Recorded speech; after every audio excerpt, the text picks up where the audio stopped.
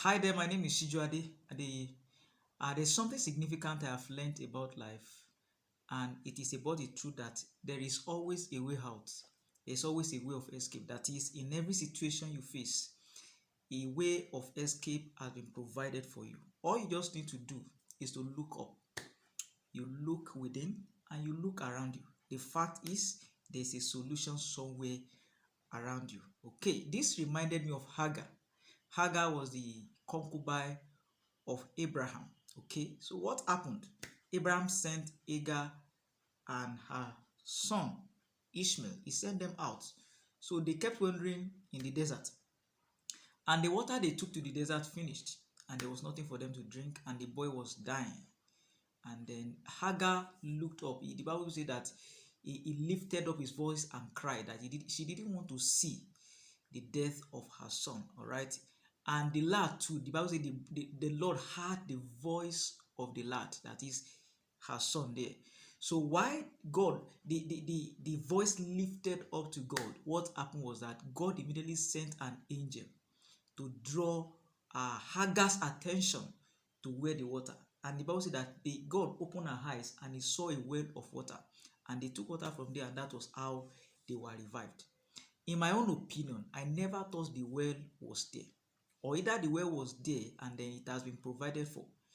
It could have been possible that they couldn't see that well if their eyes were not open. But how the well got there, got to that place, I can't explain. Now, the same thing happened to Samson when Samson took the jaw of an ass. As a matter of fact, the jaw of an ass was not part of the instrument that Samson wanted to use to fight. It got to a time that they waylaid him. They laid ambush on him. And suddenly he found a jaw of an ass that he used to fight and kill multitude of Philistine soldiers.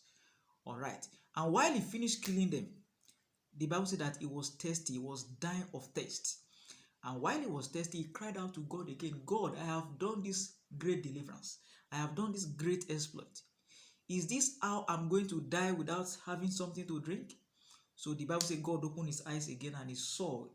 The Bible, God crafted a hollow in the jaw that he used to kill these guys. And then that was how water came out of that hollow. He drank it and he was revived. All right. Can you see now that there's always a way of escape? First, you need to be convinced in yourself that God is for you. You need to be convinced yourself that God is with you. You need to be resolute in your mind that God is within you. The psalmist says, I have set the Lord always before me. Because it's at my right hand, I shall not be moved. So as you go on in life, have this mentality that you can never be stranded. Have this resolution in your mind that there is always a way of escape. Learn to listen for the voice of God. Learn to listen to his instructions.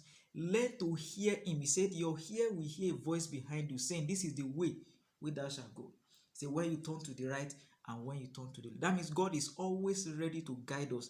He's always ready to listen to us. He's always ready to speak to us. He's always ready to show us a way of escape.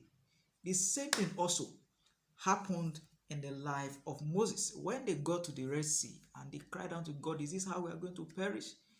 There was a way of escape. Lift up your rod and the river parted. So there's always a way of escape. Thank you for listening. God bless you abundantly.